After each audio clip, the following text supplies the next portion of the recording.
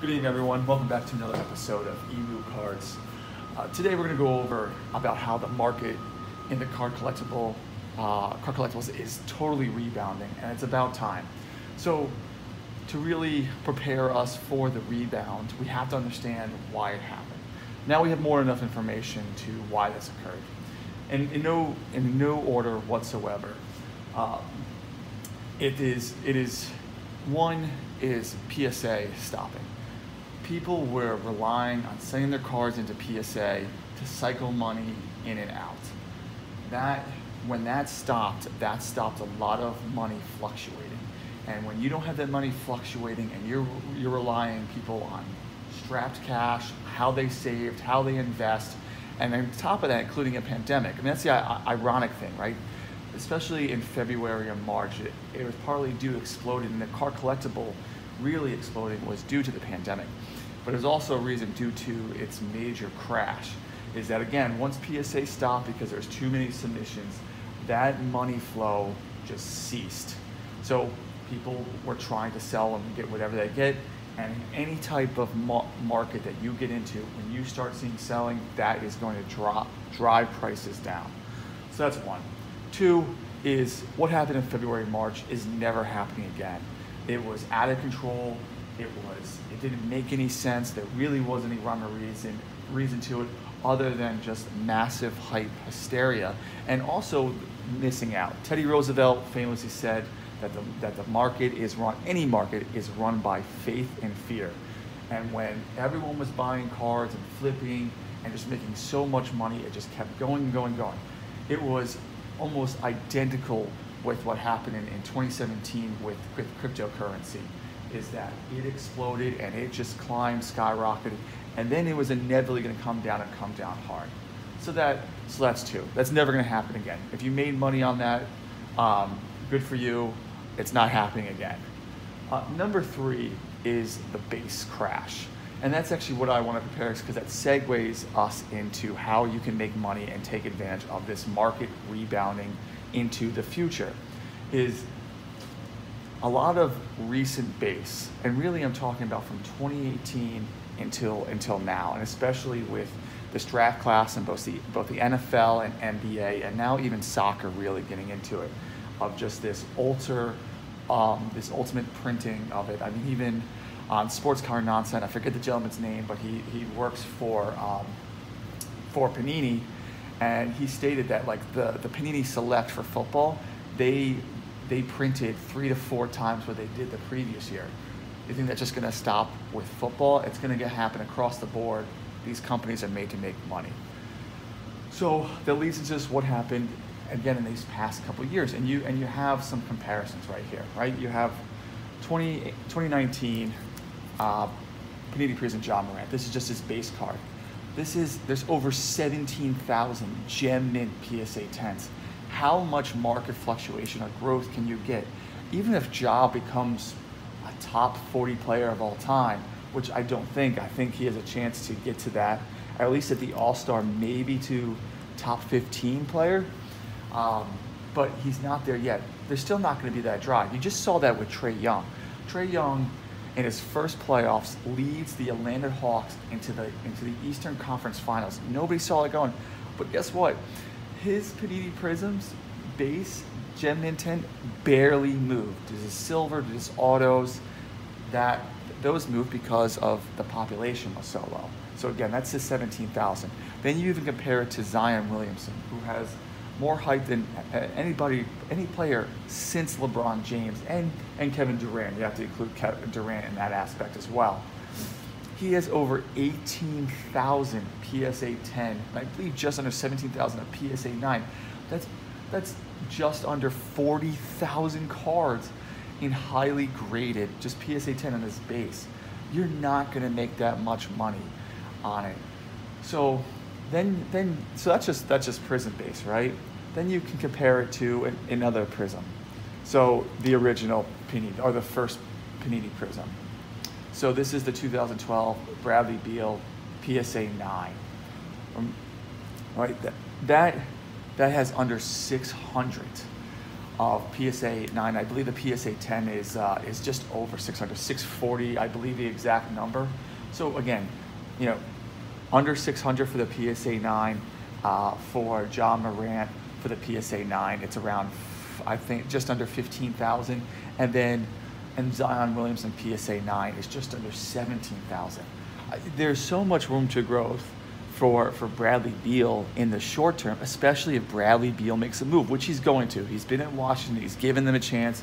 He's actually been handled this as professionals. Anybody can handle a bad situation in a badly run franchise. When he moves on, his card is going to explode.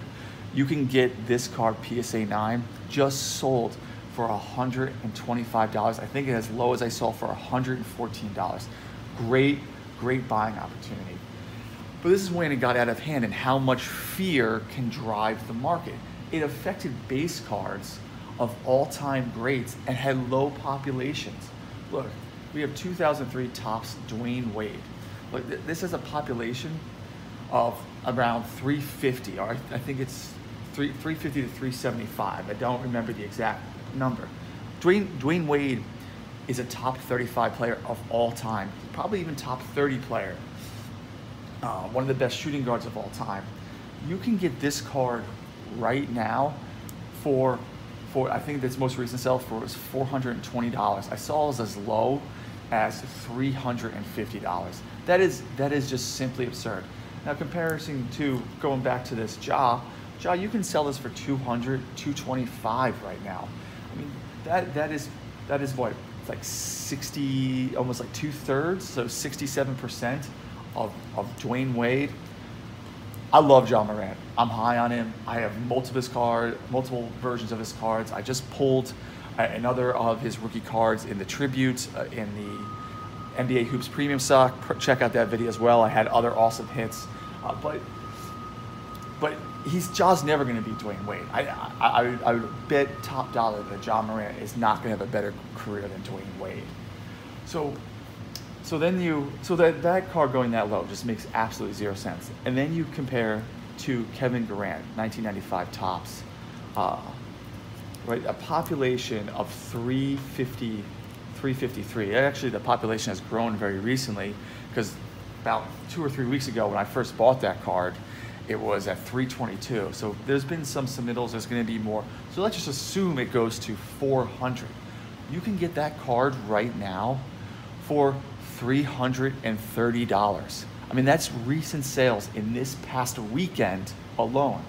That is absolutely nuts. Kevin Durant is a top 25 player of all time. Again, you compare it to John Morant, who is at 225. So that's now nearing 75% of Kevin Garnett. Again, I love John Morant, but he's not going to have the career as Kevin Garnett. So you have massive opportunities. They are out here, and as the market is slowly climbing, because you first saw it with the Topps Chrome, with LeBron, you just heard about the all-time high for the 1986 Jordan Fleer rookie card that sold for over $810,000. It's happening. You can see the base cards that are going back up, but it's the right base cards. It's based on population. I mean, go get Giannis. If you guys can get a Giannis, the 2013 Panini Prism, I think that PSA 10 is under between 500 or 600 in population. Milwaukee is most likely gonna win the finals, and he's gonna win the MVP, and it's just, you're going to make money off of that. But you have awesome opportunities like players like Dwayne Wade, Kevin Garnett, Carmelo Anthony. I mean, even Kevin Durant, there's an awesome investment opportunity that you can get good Kevin Durant.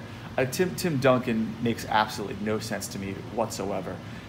Whether it's his Topps Chrome, his Bowman's Best, it doesn't make any sense with Tim Duncan. Tim Duncan is a top 10 player of all time, and that is not changing anytime soon. So pay attention to the market. There are plenty of opportunities out there. Get in on it. A personal recommendation that I didn't mention so far in this video is go to the 1998 draft class, because you have Dirk Nowitzki, who hasn't even been announced into the Hall of Fame. That's going to be next year. Paul Pierce just was, And then you have Vince Carter, who is 2 years away. That is an awesome opportunity. Those cards are completely undervalued. Go look at the tops. I would go after the Topps Chrome of all three of those guys in PSA 9 and PSA 10, because they're going to rise, and especially as the card market is going to go back up, plenty of opportunities. So comment, what is your strategy? How are you going about this in this recent uptick that looks like it is a very, very healthy uptick? And let me know what you're going to do. If you like this video, give it a like. If you have any questions, you have a long question, you just want to have a conversation, DM me on EMU CARDS on my Instagram, or email me at emucards@gmail.com. Also want to announce this giveaway for Gary Payton rookie card. This is the 1990 SKYBOX SGC8. It's a beautiful card. Just got this back. We're giving this card away. And to submit, you must follow me on EMU CARDS on my Instagram. I will be posting this later tonight, probably very shortly after this video gets posted. Give it a like, and then subscribe to the channel, and you must screenshot your subscription. Once we get to 100 subscriptions, we will be doing a live on my Instagram for this card.